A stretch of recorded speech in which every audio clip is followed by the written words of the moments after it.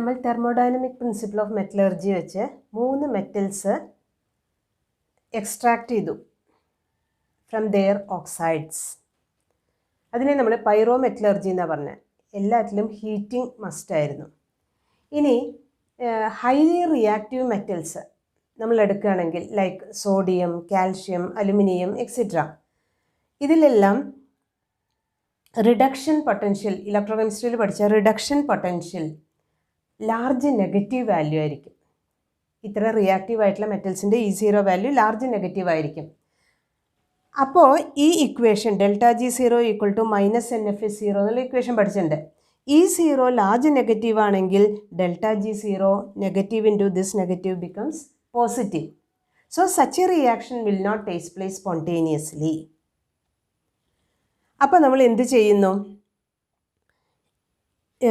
വേറൊരു മെറ്റലായിട്ട് കണക്ട് ചെയ്യുന്നു. അതിൻ്റെ റിഡക്ഷൻ പൊട്ടൻഷ്യലും നമുക്ക് ഐസൊലേറ്റ് ചെയ്യേണ്ട മെറ്റലിൻ്റെ റിഡക്ഷൻ പൊട്ടൻഷ്യലും തമ്മിലുള്ള ഡിഫറൻസ് പോസിറ്റീവ് ആവുകയാണെങ്കിൽ, പോസിറ്റീവ് ആയി കഴിഞ്ഞാൽ ΔG ബിക്കംസ് നെഗറ്റീവ്. അപ്പോൾ അങ്ങനെയാണെങ്കിൽ നമ്മൾ ആ മെറ്റൽസിന് സ്യൂട്ടബിൾ ആയിട്ടുള്ള മെത്തേഡ് എന്ന് പറയുന്നത് ഇലക്ട്രോളിസിസ് ആയിരിക്കും.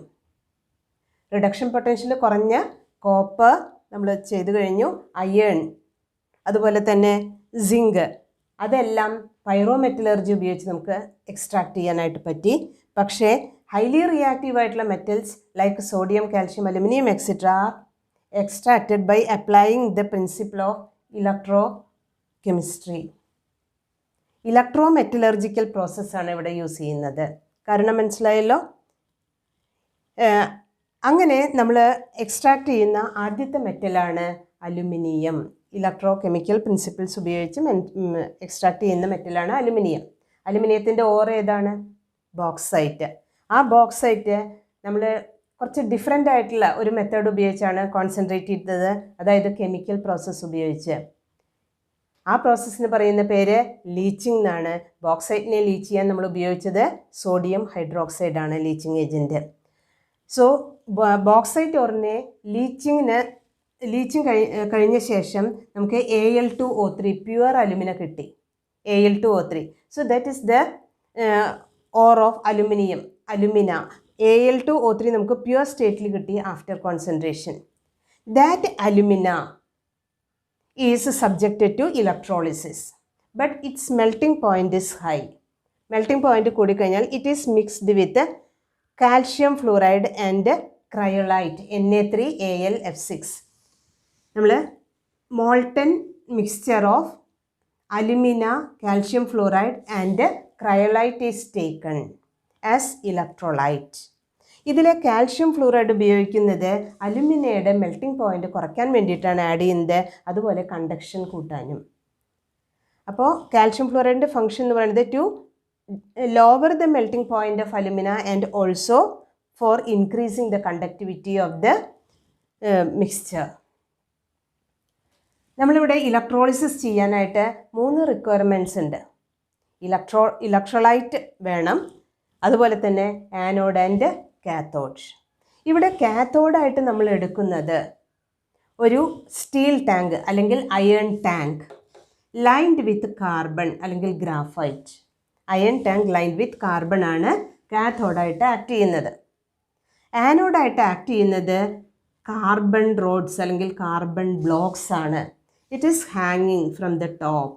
മുകളിൽ നിന്ന് തൂക്കിയിട്ട പോലെയാണ് നിൽക്കുന്നത്. അപ്പോൾ 3 പറഞ്ഞു. ആനോഡ് എന്ന് പറയുന്നത് കാർബൺ റോഡ്സ് ആണ്, iron tank lined with graphite ആണ് കാത്തോഡായിട്ട് ആക്ട് ചെയ്യുന്നത്. ഇലക്ട്രോലൈറ്റ് എന്ന് പറയുന്നത് ഒരു മിക്സ്ചറാണ്, alumina, calcium fluoride and cryolite. ക്രയോലൈറ്റും അലുമിനിയത്തിൻ്റെ ഒരു ഓറ് തന്നെയാണ്, Na3Al(F6) ആണ്. ഇനിയോടെ ഇലക്ട്രിസിറ്റി പാസ് ചെയ്ത് കഴിഞ്ഞാൽ ഇലക്ട്രോളിസിസ് നടക്കും. ഇലക്ട്രോളിസിസ് നടക്കുമ്പോൾ മോൾട്ടൻ അലുമിന Al2O3 അതിലുള്ള Al3+ അയോൺസ് കാത്തോഡിൽ നിന്നും ഇലക്ട്രോൺസ് ആയിട്ട് റിയാക്ട് ചെയ്ത് അലുമിനിയം മെറ്റലായിട്ട് മാറുന്നു ലിക്വിഡ് സ്റ്റേറ്റിൽ. It gets collected at the bottom of the tank. So the reaction taking place at the cathode is Al3++ 3 electrons giving Al. അങ്ങനെ molten aluminium കിട്ടുന്നു, ഈ iron ടാങ്കിൽ collect ചെയ്യുന്നു. ഇനി ആനോഡിൽ എന്താ ഉണ്ടാവുന്നത്? ഈ മോൾട്ടൻ മിക്സ്ചറിലുള്ള ആ മെൽറ്റിലുള്ള oxide ions O2 minus reacts with the carbon of the anode forming carbon monoxide and also carbon dioxide. രണ്ടും ഉണ്ടാവുന്നു. അപ്പോൾ ആനോഡിൽ നടക്കുന്ന റിയാക്ഷനിൽ കാർബൺ ഡൈ ഓക്സൈഡ് ഉണ്ടാവുന്നു. അപ്പോൾ when 1 kilogram of aluminium is produced, 1/2 kilogram of carbon is used from the anode. So these anodes have to be replaced frequently. ധാരാളം carbon ഇവിടെ ഉപയോഗിക്കപ്പെടുന്നത് കാരണം ഇടയ്ക്കിടയ്ക്ക് ഈ ആനോഡ് മാറ്റി വെക്കേണ്ടി വരും. കാർബൺ ബ്ലോക്സ് ഉപയോഗിച്ച് കൊണ്ടേയിരിക്കുകയാണ്. ഇനി നെറ്റ് റിയാക്ഷൻ എഴുതുകയാണെങ്കിൽ അലുമിനിയം ഓക്സൈഡ് കാർബണായിട്ട് റിയാക്ട് ചെയ്ത അലുമിനിയം കാർബൺ ഡൈ ഓക്സൈഡും ഫോം ചെയ്യുന്നു. 2Al2O3 + 3C gives 4Al + 3O2. This is the net reaction and the reactions taking place at the cathode and anode are these. So in this way aluminum is produced and this method is called Hall-Héroult process for the manufacture of aluminum. Hall-Héroult process. That is an electrolytic process. Electrolysis ആണ് ഇവിടെ നടക്കുന്നത്. And leaching ആണ് അതിൻ്റെ concentration. ബോക്സൈറ്റിൻ്റെ concentration ഉപയോഗിക്കുന്ന method leaching ആണ്. അതിന് bears method എന്നും കൂടി പേരുണ്ട്. ലീച്ചിങ്ങിന് ബെയേഴ്സ് മെത്തേഡ് എന്നും കൂടിയും പറയും. സോ ഇലക്ട്രോകെമിക്കൽ പ്രിൻസിപ്പിൾസ് ആണ് ഇവിടെ അപ്ലൈ ചെയ്തിരിക്കുന്നത് അലുമിനിയത്തിൻ്റെ മാനുഫാക്ചറിന് വേണ്ടി. അതേപോലെ തന്നെ നമ്മൾ കോപ്പറിൻ്റെ മാനുഫാക്ചർ പറയേണ്ടായി പൈറോ മെറ്റലർജി ഉപയോഗിച്ച്.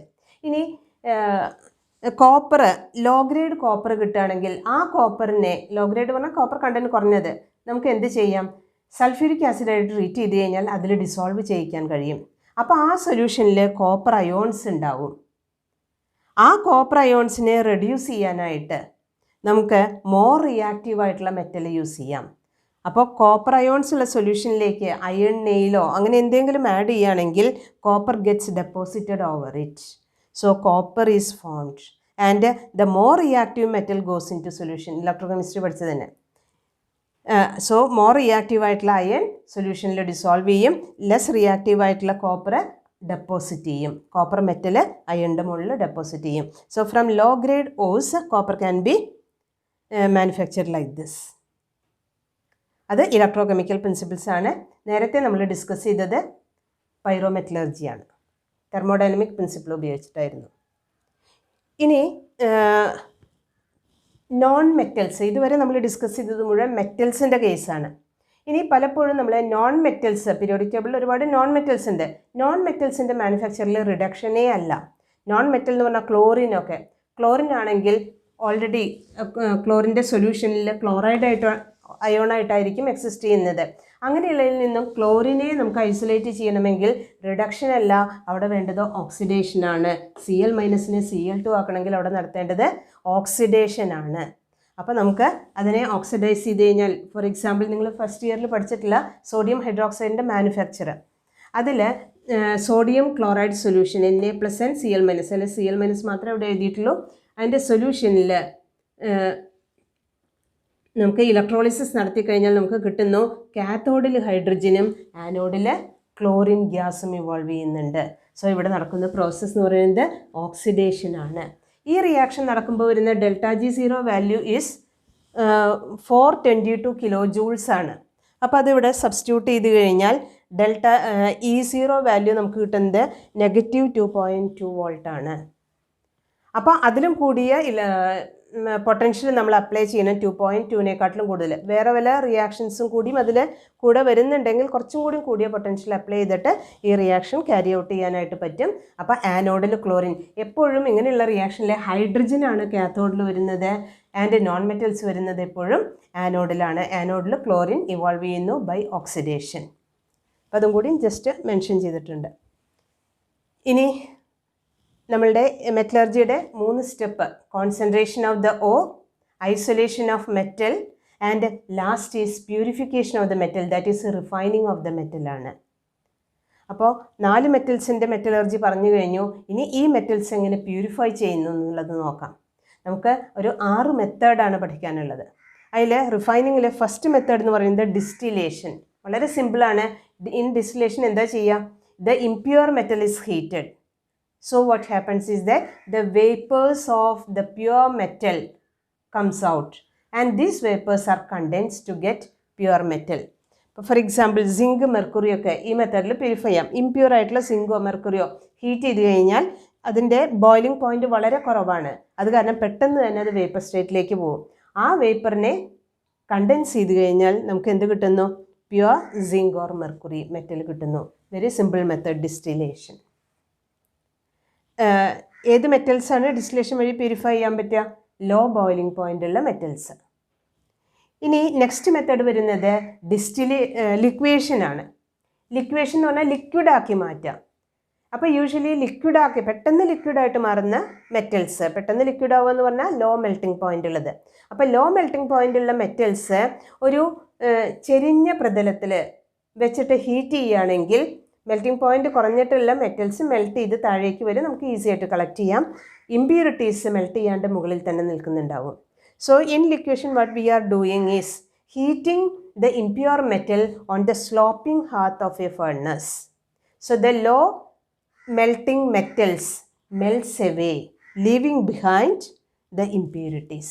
അപ്പോൾ അതിന് എക്സാമ്പിളാണ് tin and lead. Melting point കുറഞ്ഞിട്ടുള്ള ടിന്നും ലെഡും ഈ മെത്തേഡ് ഉപയോഗിച്ച് പ്യൂരിഫൈ ചെയ്യാം. ലിക്വേഷനാണ് ആ മെത്തേഡ്. ഇനി മൂന്നാമത്തെ മെത്തേഡ് എന്ന് പറയുന്നത് ഇലക്ട്രോളിറ്റിക് റിഫൈനിങ് എന്ന് പറഞ്ഞാൽ ഇലക്ട്രോളിസിസ് തന്നെ. For example copper can be purified by electrolysis. ഇലക്ട്രോളിസിസിൽ 3 റിക്വയർമെൻറ്റ്സ് നേരത്തെ പറഞ്ഞു. ഏതൊക്കെയാണ്? Cathode, anode, electrolyte. അപ്പോൾ ഏത് മെറ്റലാണോ പ്യൂരിഫൈ ചെയ്യേണ്ടത് അതെപ്പോഴും നമ്മൾ കാത്തോഡായിട്ട് എടുക്കണം. പ്യൂരിഫൈ ചെയ്യേണ്ട ഇംപ്യൂർ മെറ്റൽ എപ്പോഴും ആനോഡായിട്ട് എടുക്കണം. A very thin sheet of pure metal is taken as cathode. Cathode എപ്പോഴും പ്യുവർ ആയിരിക്കണം. ഏത് മെറ്റലാണ് പ്യൂരിഫൈ ചെയ്യേണ്ടത് അതിൻ്റെ വളരെ തിന്നായിട്ടുള്ള ഒരു ഷീറ്റ് കാഥോഡായിട്ട് എടുക്കുക. ആനോഡായിട്ട് ഇംപ്യൂർ മെറ്റൽ ബിഗ് ബ്ലോക്ക് വേണമെങ്കിൽ എടുക്കാം, ആനോഡായിട്ട് എടുക്കുക. ആൻഡ് ഈ മെറ്റലിൻ്റെ ഒരു സോൾട്ട് സൊല്യൂഷനാണ് ഇലക്ട്രോലൈറ്റ് ആയിട്ട് എടുക്കേണ്ടത്. ഇപ്പോൾ for example if we want to purify copper metal purify ചെയ്യണമെങ്കിൽ copper sulphate solution can be taken as electrolyte. ആ മെറ്റലിൻ്റെ ഒരു സോൾട്ട് സൊല്യൂഷൻ, കോപ്പറിൻ്റെ salt copper sulphate, its salt solution. Copper sulphate solution can be taken as electrolyte. And കാഥോഡായിട്ട് എന്തെടുക്കണം? Very thin sheet of pure copper metal. Impure copper is taken as anode. Electrolysis start ചെയ്ത് കഴിഞ്ഞാൽ what happens is that the pure copper dissolves and gets deposited at the cathode by receiving electron. Copper Cu2+ ആയിട്ട് dissolve ചെയ്ത് കാഥോഡിൽ പോയി electron accept ചെയ്ത് Cu copper ആയിട്ട് അവിടെ deposit ചെയ്യുന്നു. ആനോഡിൻ്റെ അടുത്തായിട്ട് ഇതിലെ ഇംപ്യൂരിറ്റീസ് അവിടെ ഡെപ്പോസിറ്റ് ചെയ്യും. ആ ഇംപ്യൂരിറ്റീസ് യൂഷ്വലി നല്ല പ്രഷ്യസ് ആയിട്ടുള്ള മെറ്റൽസ് ആണ്. ഏതൊക്കെയാണ്? Gold, silver, platinum etcetera. ഇതിനെ പറയുന്നത് ആനോഡിൻ്റെ ഇംപ്യൂരിറ്റീസ് ആണ്. സോ ഇതിന് പറയുന്നത് ആനോഡ് മഡ് എന്നാണ്. ഈ ആനോഡ് മഡ് ഈ സൊല്യൂഷനിൽ നിന്നും റിക്കവർ ചെയ്ത് കഴിഞ്ഞാൽ ഈ പ്രോസസ്സിനുള്ള ചെലവ് മീറ്റ് ചെയ്യാനായിട്ട് പറ്റും. അത് കാരണം ഈ ഇലക്ട്രോളിസിസിൻ്റെ ഇംപ്യൂരിറ്റീസ് ആയിട്ട് വരുന്ന സിൽവർ, പ്ലാറ്റിനം, ഗോൾഡ് റിക്കവർ ചെയ്ത് നമുക്ക് ഇതിൻ്റെ എക്സ്പെൻസ് മീറ്റ് ചെയ്യാനായിട്ട് കഴിയും. ഇലക്ട്രോളിസിസിൻ്റെ എക്സ്പെൻസ് മീറ്റ് ചെയ്യാനായിട്ട് പറ്റും. കോപ്പർ പോലെ തന്നെ നമുക്ക് സിങ്കും പ്യൂരിഫൈ ചെയ്യാം. ഇതേ മെത്തേഡ് തന്നെ. അപ്പോൾ സിങ്കിൻ്റെ സോൾട്ട് സൊല്യൂഷൻ യൂസ് ചെയ്യണമെന്ന് മാത്രം. Zinc sulphate solution can be used as electrolyte. A thin sheet of zinc can be used as cathode and impure zinc is used as anode. On electrolysis, pure zinc get deposited at the cathode. That is electrolytic refining. Then next പറയുന്നത് zone refining ആണ്. നമുക്ക് നല്ല പ്യൂരിറ്റിയിൽ metals ആവശ്യമുള്ളപ്പോൾ ഉപയോഗിക്കുന്നൊരു മെത്തേഡാണ് zone refining. Zone റിഫൈനിങ്ങിൽ usually purify ചെയ്യുന്ന മെറ്റൽസ് എന്ന് പറയുന്നത് സെമി കണ്ടക്ടിങ് മെറ്റീരിയൽസ് ആണ്. For example germanium, silver, boron, അങ്ങനെയുള്ള ഗാലിയം, ഈ മെറ്റൽസൊക്കെ സോൺ റിഫൈനിങ് വെച്ച് പ്യൂരിഫൈ ചെയ്യാൻ പറ്റും. ഈ സോൺ റിഫൈനിങ്ങിൻ്റെ പ്രിൻസിപ്പിൾ എന്താണെങ്കിൽ the impurities are more soluble in the melt than in the solid state. ഇപ്പോൾ ഒരു സോളിഡ് റോഡ് ഉണ്ടെന്ന് വിചാരിക്കൂ. ഇംപ്യൂർ സോളിഡ് ആണത്. അതിനെ ഹീറ്റ് ചെയ്ത് കഴിഞ്ഞാൽ മെൽട്ടാവും. മെൽറ്റ് ചെയ്ത് കഴിഞ്ഞാൽ ഇമ്പ്യൂരിറ്റീസ് ആ മെൽറ്റിൽ കൂടുതൽ സോല്യൂബിളാണ്, സോളിഡ് സ്റ്റേറ്റിൽ അത്ര സോല്യൂബിൾ അല്ല, കൂടുതൽ സോല്യൂബിൾ മോൾട്ടൺ സ്റ്റേറ്റിലാണ്. അപ്പോൾ നമ്മൾ എന്ത് ചെയ്യുന്നു എങ്കിൽ the metal to be purified is taken in the form of a rod, ഒരു റോഡായിട്ട് എടുക്കുന്നു. എന്നിട്ട് its one end is placed inside a circular heater. ഒരു സർക്കുലർ ഹീറ്ററിൽ ഇതിൻ്റെ ഏറ്റവും ഒരറ്റം അവിടെ കൊണ്ടുവയ്ക്കുന്നു.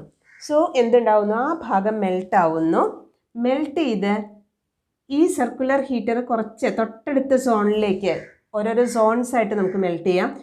തൊട്ടടുത്ത ഭാഗത്തേക്ക് അതിനെ മൂവ് ചെയ്ത് കഴിഞ്ഞാൽ പ്യുവർ മെറ്റൽ ഇവിടെ റീക്രിസ്റ്റലൈസ് ചെയ്യും. ഇമ്പ്യൂരിറ്റീസ് ആ മോൾട്ടൺ സ്റ്റേറ്റിൽ തന്നെ, because it is more soluble in melt എന്ന് നമ്മൾ പറഞ്ഞു, അതാണ് ഇതിൻ്റെ പ്രിൻസിപ്പിൾ. അപ്പോൾ ഇമ്പ്യൂരിറ്റീസ് ഇവിടെ നിൽക്കും. ഇനി ഈ ഹീറ്റർ ഈ റോഡ് കൂടെ ഇങ്ങനെ മൂവ് ചെയ്ത് മറ്റേ അറ്റത്ത് എത്തുന്ന സമയത്ത് ഇമ്പ്യൂരിറ്റീസ് മുഴുവൻ ഈ എൻഡിലെത്തും. പ്യുവർ മെറ്റൽ ഇവിടെ റീക്രിസ്റ്റലൈസ് ചെയ്ത് കിട്ടും. ഇനി നമുക്ക് ഒന്നും കൂടി പ്യൂരിറ്റി കിട്ടണമെങ്കിൽ ഈ പ്രോസസ്സ് ഒന്നും കൂടെ റിപ്പീറ്റ് ചെയ്യാം. അങ്ങനെ ഒരു എൻഡിൽ നമുക്ക് ഇമ്പ്യൂരിറ്റീസിനെ റിമൂവ് ചെയ്യാനായിട്ട് കഴിയും. This method is called zone refining. ഇപ്പോൾ semi conducting material, electronic materials ഒക്കെ ഉണ്ടാക്കാൻ വേണ്ടിയിട്ടാണ് യൂഷ്വലി സെമി കണ്ടക്ടിങ് മെറ്റീരിയൽസ് നമ്മൾ ഉപയോഗിക്കുന്നത്. അത് കാരണം അത് നല്ല പ്യുവർ സ്റ്റേറ്റിൽ കിട്ടണം. അപ്പോൾ നമുക്ക് സോൺ റിഫൈനിങ് എന്നുള്ള മെത്തേഡ് അപ്ലൈ ചെയ്യാനായിട്ട് പറ്റും.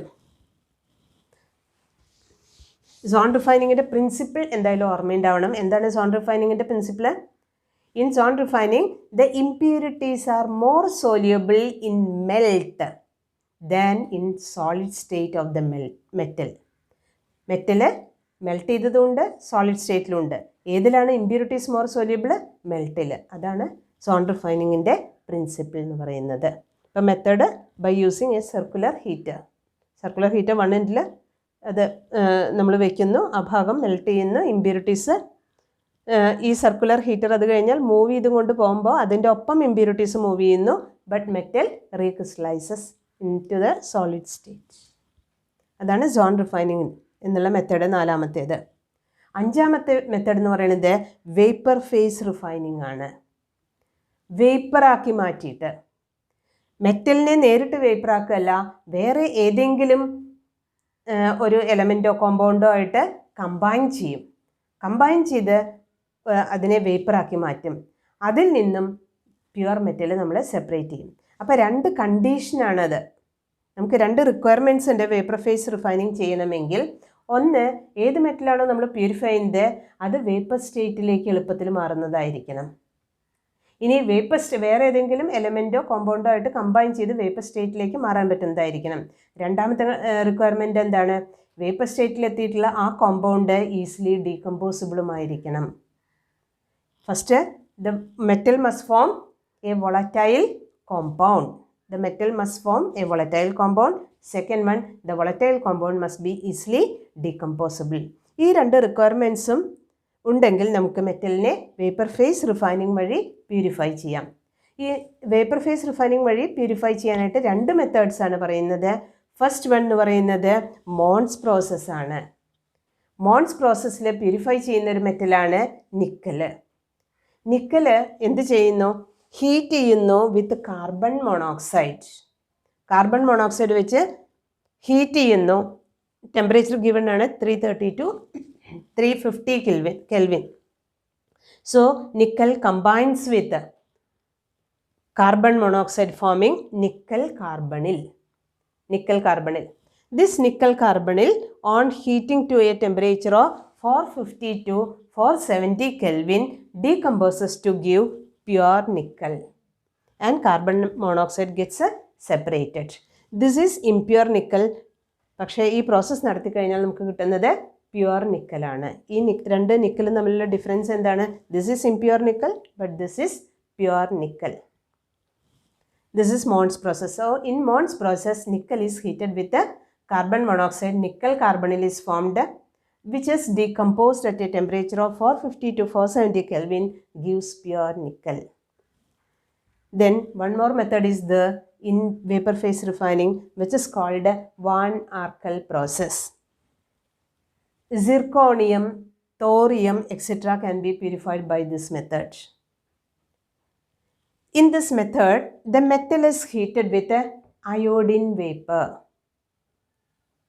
Then zirconium iodide is formed. Zr plus 2I2 at 875 Kelvin gives zirconium iodide. This zirconium iodide, this compound, is heated on a tungsten filament. Tungsten filamentil വെച്ചിട്ട് അത് heat ചെയ്യുന്നു at about 1800 Kelvin. Decomposes to give zirconium and iodine. Zirconium iodine കിട്ടുന്നു. ഇവിടെ കിട്ടുന്ന zirconium pure ആണ്. This is impure zirconium. So pure zirconium can be prepared by Van Arkel method. That's also a vapor phase refining method. And last one is chromatographic method. First year organically പഠിച്ച അതേ method തന്നെയാണ്. അപ്പോൾ ഇമ്പ്യൂരിറ്റീസും ഉള്ള metal purify ചെയ്യാനുള്ളൊരു മെത്തേഡാണ്. അപ്പോൾ chromatography തന്നെ പല മെത്തേഡ്, നിങ്ങൾ paper chromatography, gas chromatography, adsorption chromatography എന്നൊക്കെ പഠിച്ചിട്ടുണ്ട്. സോ അതിലൊരു സിമ്പിളായിട്ട് ഒരെണ്ണം പറയുകയാണെങ്കിൽ എഡ്സോപ്ഷൻ ക്രോമാറ്റോഗ്രാഫി. അതിന് ഫസ്റ്റ് ഒരു എഡ്സോർബൻറ്റ് കോളം പ്രിപ്പയർ ചെയ്യണം. അലുമിന അല്ലെങ്കിൽ സിലിക്കയൊക്കെ ഉപയോഗിച്ച് ഒരു എഡ്സോർബൻറ്റ് കോളം പ്രിപ്പയർ ചെയ്യുന്നു. Metal to be purified containing impurity അതൊരു സ്യൂട്ടബിൾ സോൾവെൻറ്റിൽ ഡിസോൾവ് ചെയ്ത് ഈ കോളത്തിൻ്റെ മുകളിൽ കൂടെ പാസ് ചെയ്യുന്നു. അപ്പോൾ അതിൻ്റെ എഡ്സോപ്റ്റീവ് പവറിനനുസരിച്ച് get deposited in different zones. ആ സോൺസിനെ നമുക്ക് എല്യൂഷൻ വഴി ഓരോ കമ്പോണൻറ്റിനെയും സെപ്പറേറ്റ് ചെയ്തെടുക്കാനായിട്ട് പറ്റും. അപ്പോൾ ഇതിൻ്റെ മുകളിലേക്ക് ഒരു സ്യൂട്ടബിൾ എലിമെൻറ്റ് പോർ ചെയ്ത് കഴിഞ്ഞാൽ ലെസ് എഡ്സോർബ്ഡ് ആയിട്ടുള്ള ഏറ്റവും താഴെയുള്ള ആ കോളത്തിൽ ഏറ്റവും താഴെയുള്ളത് ആദ്യം പുറത്തേക്ക് വരും, പിന്നെ ബാക്കിയുള്ളത് നമുക്ക് സെപ്പറേറ്റ് ചെയ്യാം. ക്രോമാറ്റോഗ്രാഫിയുടെ ഏറ്റവും വലിയ അഡ്വാൻറ്റേജ് എന്ന് പറഞ്ഞു കഴിഞ്ഞാൽ മൈക്രോ ക്വാണ്ടിറ്റീസ് പോലും പ്യൂരിഫൈ ചെയ്തെടുക്കാൻ ഈ മെത്തേഡ് യൂസ് ചെയ്യാൻ പറ്റും. വളരെ കുറച്ച് എമൗണ്ടേ ഉള്ളൂ എങ്കിലും നമുക്ക് പ്യൂരിഫൈ ചെയ്യാനായിട്ട് ക്രോമാറ്റോഗ്രാഫിക് മെത്തേഡ്സ് യൂസ് ചെയ്യാനായിട്ട് പറ്റും. സോ ഇങ്ങനെ 6 മെത്തേഡാണ് റിഫൈനിങ്ങിൽ പറയുന്നത്. ഇനി ലാസ്റ്റ് ടോപ്പിക് ഈ ചാപ്റ്ററിൽ പറയുന്നത് യൂസസ് ഓഫ് ദീസ് മെറ്റൽസ്. നമ്മൾ ഒരു 4 മെറ്റൽസിനെ കുറിച്ചാണ് മെയിനായിട്ട് പഠിച്ചത്. ആ മെറ്റലിൻ്റെ യൂസ് എന്താണെന്നുള്ളത് ഇപ്പം ഇതിൽ പറയുകയാണെങ്കിൽ അലുമിനിയം തന്നെ പറയാം. അലുമിനിയം ഫോയിൽസൊക്കെ അറിയാം, റാപ്പറായിട്ട് ഉപയോഗിക്കുന്നുണ്ട്. പലതും പൊതിഞ്ഞെടുക്കാനായിട്ട് നമുക്ക് അലുമിനിയം ഫോയിൽസ് യൂസ് ചെയ്യാം. അതുപോലെ തന്നെ അലുമിനിയം നല്ലൊരു കണ്ടക്ടറാണ്, അപ്പോൾ വയേഴ്സ് ഉണ്ടാക്കാനായിട്ട് യൂസ് ചെയ്യാം. അതുപോലെ അലുമിനിയം വളരെ ലൈറ്റാണ്. അലുമിനിയം ഉപയോഗിച്ചുള്ള എലോയ്സ് നമുക്ക് നിർമ്മാണ പ്രവർത്തനങ്ങൾക്കൊക്കെ ധാരാളം ഉപയോഗിക്കുന്നുണ്ട്. സോ അലുമിനിയം അലോയ് ഉണ്ടാക്കാനായിട്ടും യൂസ് ചെയ്യുന്നുണ്ട്. So some of the uses of അലുമിനിയമാണ് നമ്മളിപ്പോൾ ഡിസ്കസ് ചെയ്തത്. അതുകൂടാണ്ട് അലുമിനിയം പൗഡറൊക്കെ നല്ലൊരു റെഡ്യൂസിങ് ഏജൻറ്റും കൂടിയാണ്. ഇപ്പോൾ കുറച്ച് യൂസസൊക്കെ നോട്ട് ചെയ്ത് വയ്ക്കുക അലുമിനിയം. പിന്നെ വേറൊരു എലമെൻറ്റ് കോപ്പറാണ്. കോപ്പറും ഇതുപോലെ തന്നെ നല്ലൊരു ഗുഡ് കണ്ടക്ടറാണ് ഓഫ് ഹീറ്റ് ആൻഡ് ഇലക്ട്രിസിറ്റി. അപ്പോൾ ഇലക്ട്രിക്കൽ വയേഴ്സ് ഉണ്ടാക്കാനായിട്ട് ഉപയോഗിക്കാം, യൂട്ടൻസിൽസ് ഉണ്ടാക്കാനായിട്ട്. ഇപ്പോൾ കോപ്പർ ബോട്ടംഡ് വെസൽസ് ഒക്കെ ഉണ്ട്, നല്ലോണം കണ്ടക്ട് ചെയ്യും കോപ്പർ. അത് കാരണം it can be use for making utensils. പിന്നെ കോപ്പർ ഇതുപോലെ തന്നെ എലോയ്സ് ഉണ്ടാക്കാനായിട്ട് യൂസ് ചെയ്യുന്നുണ്ട്. 2-3 എലോയ്സ് ഒക്കെ നിങ്ങൾ ഓർത്തിരിക്കണം. കോപ്പറിൻ്റെ ഒരു ഇമ്പോർട്ടൻ്റ് അലോയാണ് brass, copper zinc alloy. 60% copper 40% zinc ആണ് വരുന്നത്. പിന്നെ ബ്രോൺസ്, കോപ്പർ ടിൻ അലോയാണ്. German silver, copper zinc nickel. German silver എന്നാ പറയുക, സിൽവറിൻ്റെ അപ്പിയറൻസ് ഉള്ള കാരനാണ്. പക്ഷേ ഇപ്പോൾ സിൽവർ ഇല്ലാത്ത ഒരു കോമ്പൗണ്ടിന് സിൽവർ എന്നുള്ള പേരിൽ അറിയപ്പെടാൻ പാടില്ല എന്നൊക്കെ റൂൾസ് ഉണ്ട്. എന്നിരുന്നാലും ജർമ്മൻ സിൽവർ എന്ന് തന്നെയാണ് ആ അലോയുടെ പേര്. കോപ്പർ സിങ്ക് നിക്കൽ അലോയാണ് ജർമ്മൻ സിൽവർ എന്ന് പറയുന്നത്. സോ കോപ്പറിൻ്റെ കുറച്ച് യൂസസ് ആണ്. നെക്സ്റ്റ് എലമെൻറ്റ് നമ്മൾ പഠിച്ച അയേൺ. അയേൺ അറിയാം, ഏറ്റവും ഇപ്പോൾ കൺസ്ട്രക്ഷനൊക്കെ അയൺ ബാർസൊക്കെ ധാരാളം ഉപയോഗിക്കുന്നുണ്ട്. മെയിൻലി സ്റ്റീൽ എന്നുള്ള പേരിലാണ്. കുറച്ച് കാർബൺ കണ്ടൻറ്റും കൂടി ഉണ്ടെങ്കിൽ അതിനെ നമുക്ക് സ്റ്റീൽ, അതായത് എലോയ് സ്റ്റീൽസ് ഉണ്ട്. കാർബണും കൂടി കഴിഞ്ഞാൽ അയൺ സ്റ്റീലായി കഴിഞ്ഞു. സ്റ്റീൽ പലതരം സ്റ്റീൽ വരുന്നുണ്ട്. സ്റ്റെയിൻലെസ് സ്റ്റീലുണ്ട്, ക്രോം സ്റ്റീലുണ്ട്, അങ്ങനെ ഡിഫറെൻറ്റ് ടൈപ്സ് ഓഫ് സ്റ്റീൽസ് വരുന്നുണ്ട് അയണിൻ്റെ. പിന്നെ അതുപോലെ അഗ്രികൾച്ചർ എക്യുപ്മെൻറ്റ്സ് ഉണ്ടാക്കാനായിട്ട് നല്ല ക്രോം സ്റ്റീലൊക്കെ യൂസ് ചെയ്യുന്നുണ്ട്. അതിന് നല്ല പവർ ഉണ്ട്. അത് കാരണം അല്ലെങ്കിൽ that is use for cutting, making cutting utensils ഒക്കെ ഉണ്ടാക്കാനായിട്ടത് യൂസ് ചെയ്യുന്നുണ്ട്. സോ അയണിന് അങ്ങനെ കുറേ യൂസസ് വരുന്നു. അതുപോലെ തന്നെ സിങ്കിൻ്റെ ഏറ്റവും ഇമ്പോർട്ടൻറ്റ് യൂസ് എന്ന് പറയുന്നത് ഗാൽവനൈസേഷനാണ്. നമുക്കറിയാം അയൺ പെട്ടെന്ന് കൊറോഡ് ചെയ്യും. അതിൻ്റെ കൊറോഷൻ പ്രിവെൻറ്റ് ചെയ്യാനായിട്ട് സിങ്ക് കോട്ടിംഗ് കൊടുക്കാം. അതിന് പറയുന്ന പേരാണ് ഗാൽവനൈസേഷൻ. ഇലക്ട്രോ കെമിസ്ട്രിയിൽ പഠിച്ചത് തന്നെ. ഗാൽവനൈസേഷന് വേണ്ടിയിട്ട് സിങ്ക് യൂസ് ചെയ്യുന്നുണ്ട്. പിന്നെ സിങ്ക് എലോയ്സ് ഉണ്ടാക്കാൻ നമ്മൾ പറഞ്ഞു, ഇപ്പോൾ ബ്രാസിലും ജർമ്മൻ സിൽവറിലും ഒക്കെ സിങ്ക് വരുന്നുണ്ട്. അപ്പോൾ അതിനുവേണ്ടി സിങ്ക് യൂസ് ചെയ്യുന്നുണ്ട്. പിന്നെ അയൺ നേരത്തെ പറഞ്ഞപ്പോൾ അയണിൻ്റെ വേറൊരു ഇമ്പോർട്ടൻറ്റ് യൂസ് എന്ന് പറയുന്നത് അയൺ പൈപ്സ് ഒക്കെ ഉണ്ടാക്കാനായിട്ട് യൂസ് ചെയ്യുന്നുണ്ട്. So these are some of the uses of this metals.